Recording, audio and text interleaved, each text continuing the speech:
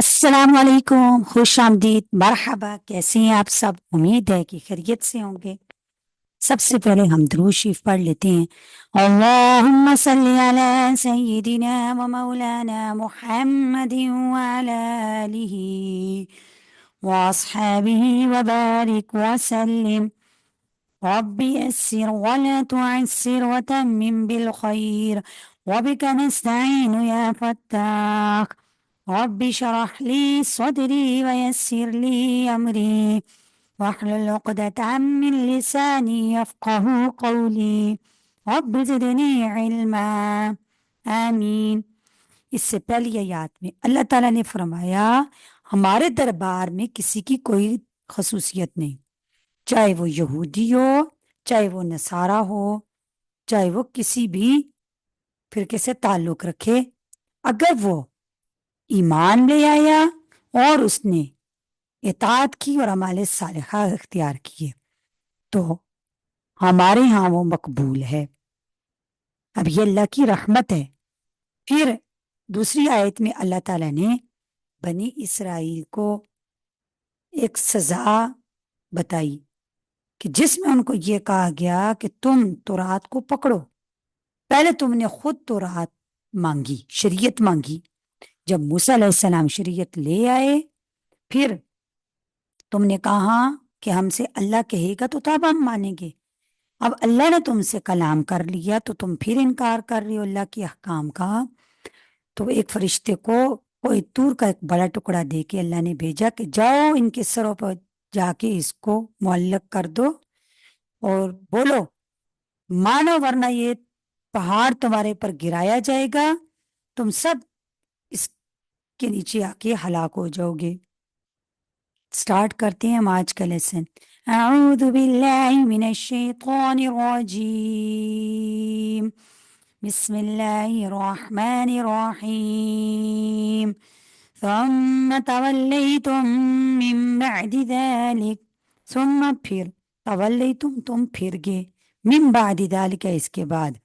فلولا فضل اللہ علیکم ورحمتہ، فلولا اگر نہ ہوتا، فضل اللہ اللہ کا فضل، علیکم تم پر، ورحمتہ اور اس کی رحمت، لکنتم من الخاسرین، لکنتم تم ہو جاتے، من الخاسرین خسارہ پانے والوں میں۔ اللہ تعالیٰ نے فرمایا اس آیت میں کہ اللہ کی جو رحمت ہے وہ عام ہے، دنیا میں مومن کافر سب پر اللہ کی رحمت ہے۔ بظاہر تو اس آیت کے مخاطب وہ یہودی ہیں جو نبی علیہ السلام کے زمانے میں موجود تھے، چونکہ آپ صلی اللہ علیہ وسلم پر ایمان نہ لانا بھی عہد شکنی میں داخل ہے، کیونکہ اللہ نے ان سے فرمایا تم پھر گئے اس کے بعد، یہ عہد شکنی ہے نا، تو اللہ نے فرمایا کہ تم پھر گئے اس کے بعد، یعنی تم نے عہد شکنی کر گی، آیت کو توڑ دیا، تو اللہ نے ان کو یعنی کہ عہد توڑنے والوں میں شامل کر کے بطور مثال کے فرمایا کہ ہم نے تب بھی تم پر دنیا میں کوئی عذاب نازل نہیں کیا، جیسا کہ پہلے بے ایمانوں پر اور عہد توڑنے والوں پر عذاب اللہ کی آیات آیا کرتے تھے۔ تو یہ ایک محض اللہ تعالیٰ کی رحمت ہے کہ جو تم پر اللہ نے اپنا عذاب نازل نہیں کیا، اور آپ صلی اللہ علیہ وسلم کی برکت کی وجہ سے۔ کہ بعض مفسرین نے فضل اور رحمت کی جو تفسیر ہے اس کو باصر محمدیت سے کیا، یعنی کہ نبی صلی اللہ علیہ وسلم کی وجہ سے ان پر عذاب نہیں آیا۔ وَلَقَدْ عَلِمْتُمُ الَّذِينَ اعْتَدَوْا مِنْكُمْ، اور وَلَقَدْ اور تحقیق، عَلِمْتُمُ الَّذِينَ تم جانتے ہو یا جان چکے ہو ان کو، نَعْتَدَوْا جنہوں نے زیادتی کی، منکم تم میں سے، فی السبت ہفتے کے دن میں، یعنی کہ تم خوب جان چکی ہو ان کو جنہوں نے زیادتی کی تم میں سے، فی السبت ہفتے کے دن میں، وقلنا تو ہم نے کہا ان سے، کونو تم ہو جاؤ، قردۃ بندر، خاسئین ذلیل، تم جانتے ہو ان لوگوں کا حال جنہوں نے تم میں سے شریعت کی حدود جو ہیں ان سے تجاوز کیا، یعنی اللہ نے ان کو جو حکم دیا کہ ہفتے کے متعلق کہ ہفتے کا انہوں نے احترام کرنا ہے، تو انہوں نے زیادتی کی ہفتے کے بارے میں، ہفتے کے دن کے بارے میں، تو اللہ تعالیٰ نے فرمایا کہ ہم نے ان سے کہا کہ تم ہو جاؤ بندر خاسین ذلیل، فجعلناها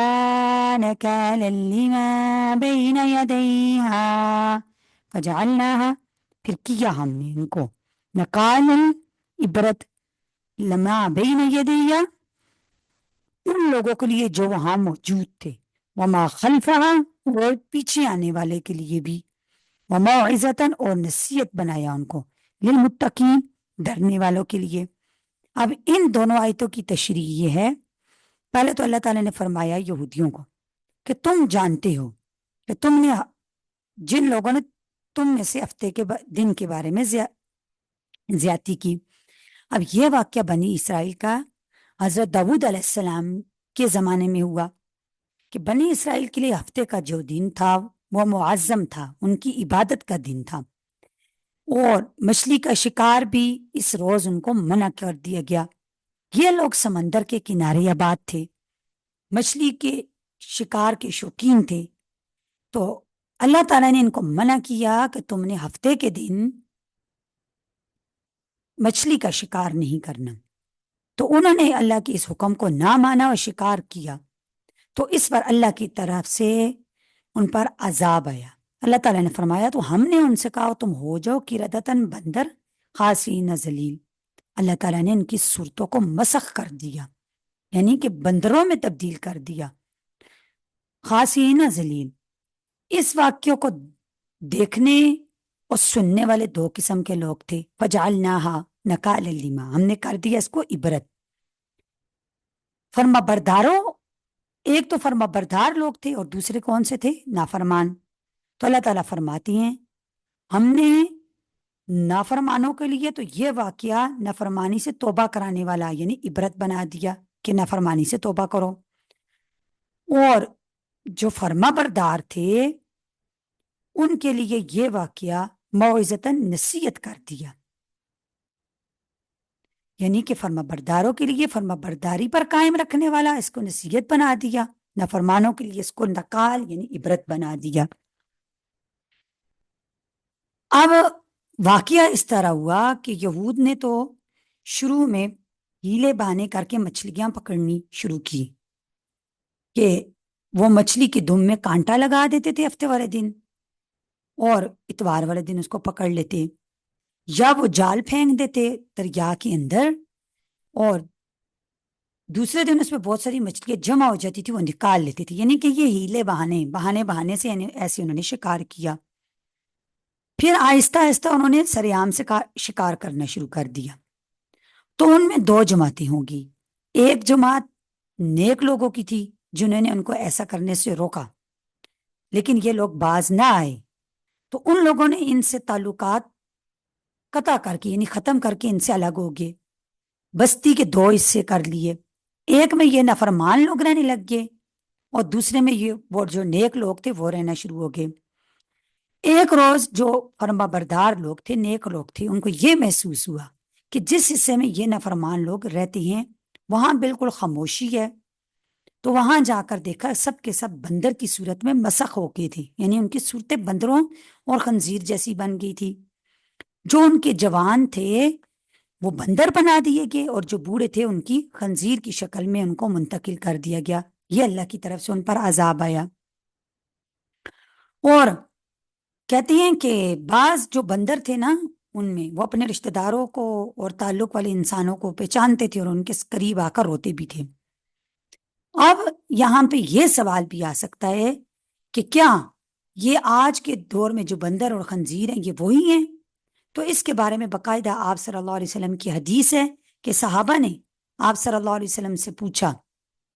کہ آج کے جو بندر اور خنزیر ہیں ان کے بارے میں یہ کیا وہی مسخ شدہ یہودی ہیں، یعنی کہ جن کو اللہ تعالیٰ نے عذاب کے طور پر ان کی شکلوں کو یعنی مسخ کیا تھا؟